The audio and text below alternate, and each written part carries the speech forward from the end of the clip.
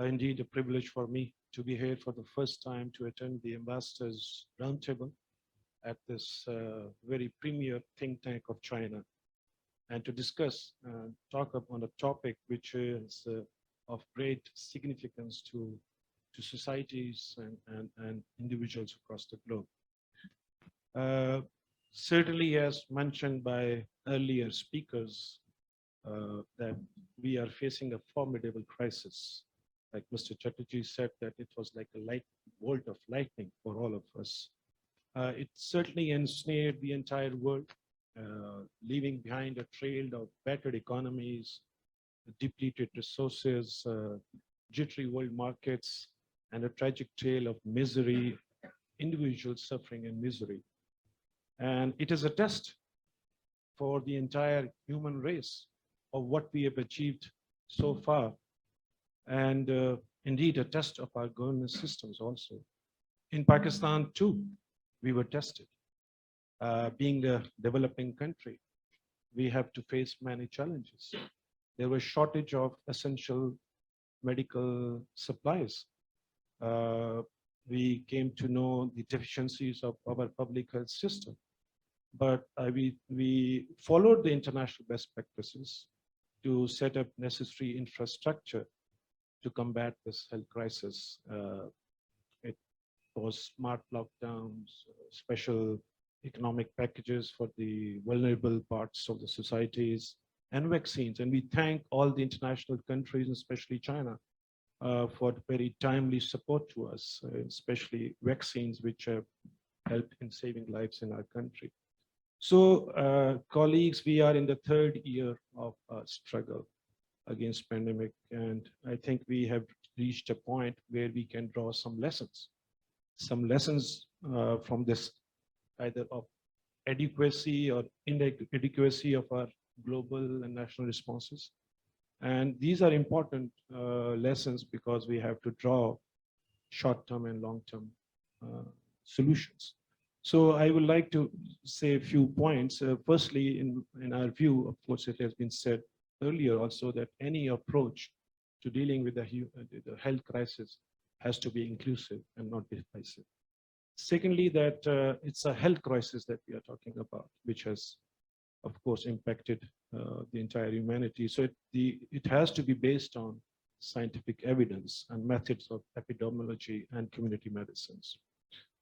Thirdly, you have seen the impact on trade, tourism, travel, education, and the use of technology has come to the fore, the importance of technology for overcoming these different challenges.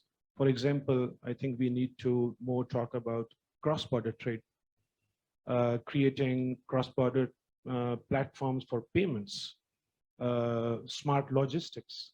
In Pakistan, of course, we are a developing country, but we have a very strong IT manpower, young, there are startups who are coming up with new solutions from this crisis. I think we need to work together to help these startups to think about new technologies. Fourthly, we may be able to eliminate pandemic in the near future, but its impact is going to linger on.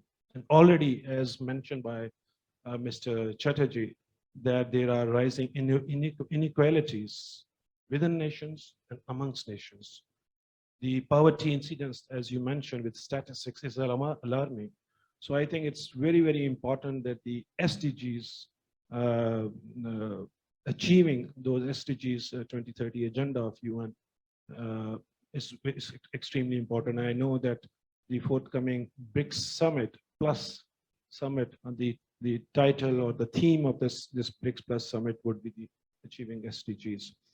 So for that, I think this UN family, like WTO, Trade Organization, Tourism Organization, IFAD, FAO, ILO, UNICEF, they have to work together in unison to forge common positions, especially in helping the developing countries, which are mostly affected by this.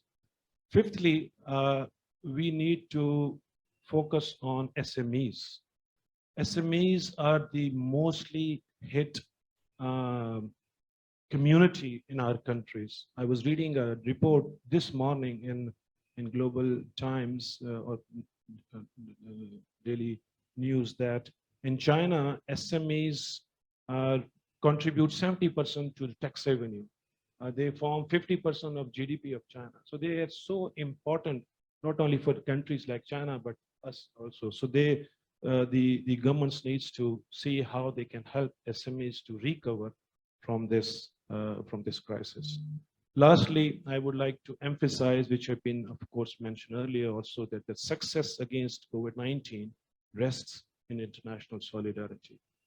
We should not be acting as competing political entities, but as a member of humanity struggling for a common cause.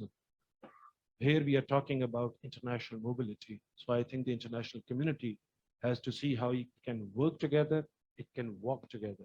There is a African proverb that if you have to go far, if you have to go fast, you go alone, but if you have to go far, you walk together.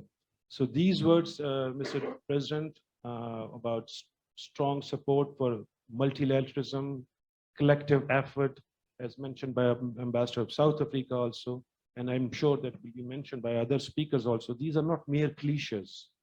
These is the essence of today's discussion and would form, I think, would guide us in our future responses also. Thank you.